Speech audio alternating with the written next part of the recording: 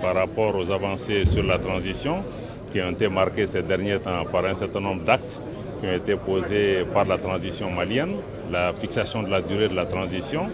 la mise en place d'une commission chargée de l'écriture d'une nouvelle constitution, mais aussi l'adoption par le CNT et la promulgation par le président de la transition de la loi électorale, y compris l'innovation qui concerne la mise en place de l'agence indépendante de gestion des élections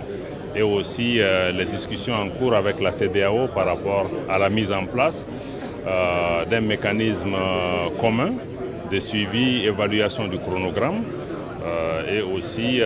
ce chronogramme qui sera diffusé bientôt après consultation des forces politiques et sociales maliennes. Ces avancées, ces actes forts qui ont été posés par le Mali et qui vont dans le sens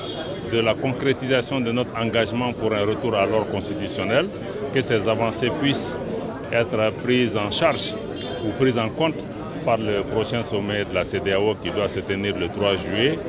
à Accra et qu'à l'issue de ce sommet, nous espérons que les sanctions qui concernent le Mali puissent être levées afin que nous entrions dans une dynamique plus positive et plus vertueuse. Quant à la prorogation du mandat de la MINUSMA, les discussions sont toujours en cours avec les Nations Unies. Il y avait 3 questions essentielles qui concernaient le renouvellement de ce mandat sur lesquelles le Mali avait insisté.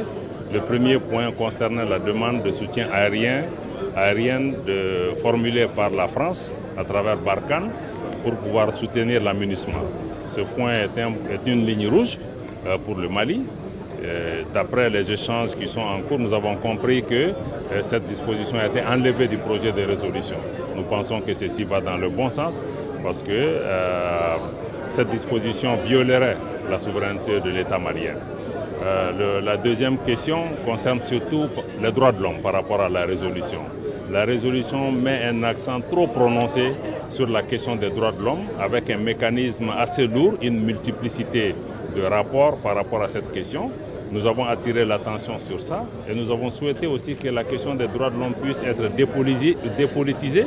et ne puisse pas être instrumentalisée pour servir des agendas autres.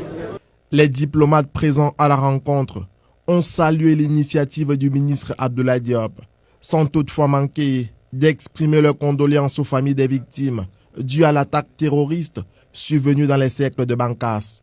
Tous mes collègues ambassadeurs ici ont exprimé tout d'abord leurs sincères condoléances aux familles des victimes. Ils ont ensuite remercié le ministre pour prendre l'initiative d'organiser une telle réunion pour leur mettre au courant des développements de la situation. Et aussi, tout le monde se félicitait des développements quant aux lois électorales et notamment l'établissement et la mise en place d'une commission indépendante pour l'organisation des élections qui est très importante non seulement pour le Mali mais aussi pour l'avenir de la région tout entière. La rencontre avec les diplomates a été une occasion pour consolider les liens d'amitié et de fraternité entre le Mali et le corps diplomatique accrédité à Bamako.